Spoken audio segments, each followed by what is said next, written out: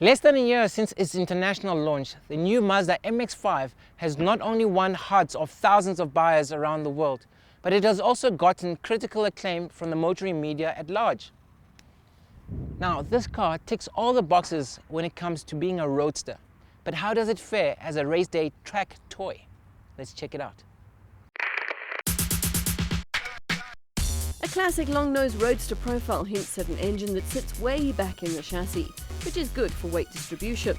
Its assertive lines are almost at odds with the dinky dimensions, but in the metal, it works. The engine produces exactly the same power and torque as that of the old MX-5, but it feels more eager to rev with a crisper exhaust note.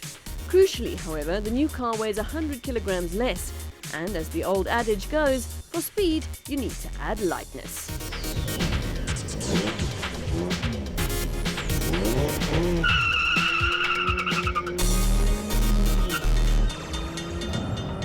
The accelerate and start the lap turn into turn 1.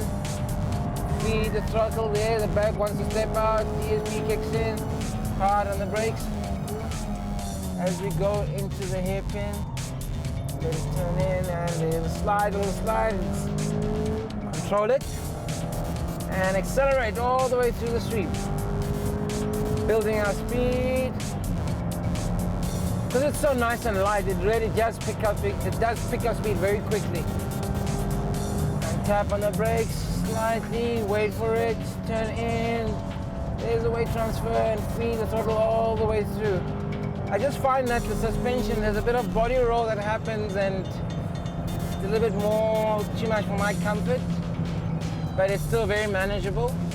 And with the traction control that comes in, it does keep you in the straight and narrow, but it allows to get the back end to just snap out and you can obviously control it with the throttle. But other than that, I think it's absolutely a nice car. I'm a little bit confined to being a tall fellow myself. It is a driver's car, and I must say, very enjoyable to be able to play with it here. And turn into the last bend. Keep it nice and neat and accelerate to the finish line.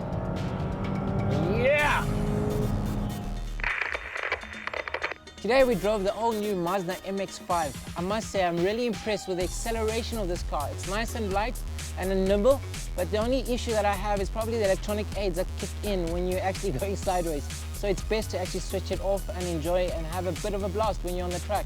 Other than that, mwah.